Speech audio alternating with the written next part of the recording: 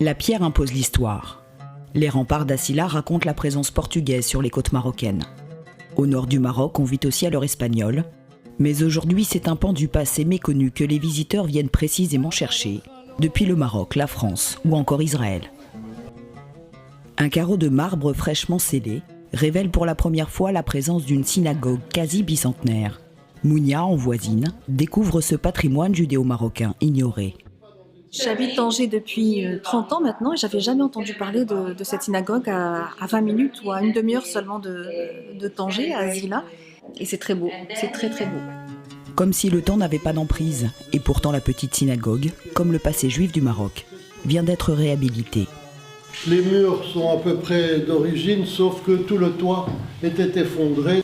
C'était un véritable amas de détritus, de déchets de toutes sortes.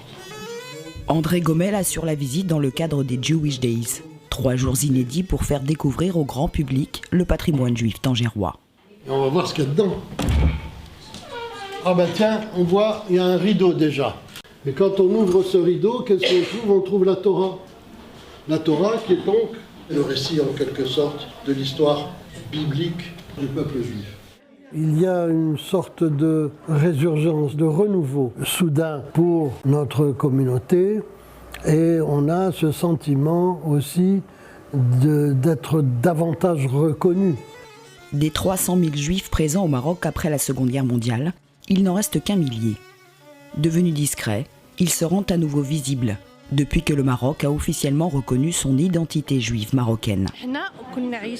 Nous, on vivait beaucoup avec les juifs marocains. On avait beaucoup de nos voisins qui étaient juifs marocains à Al-Jadida, des amis de mes parents. On vivait ensemble. C'est extrêmement surprenant cette histoire des juifs du Maroc. Ma famille est originaire de ce que je sais d'Essaouira, donc j'ai forcément ici des connexions.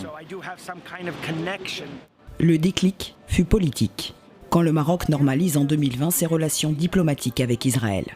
Le conflit au Moyen-Orient ne facilite pas le changement, mais les Juifs marocains ont un attachement tout particulier au royaume, et leur histoire fut intégrée pour la première fois cette année dans les manuels scolaires.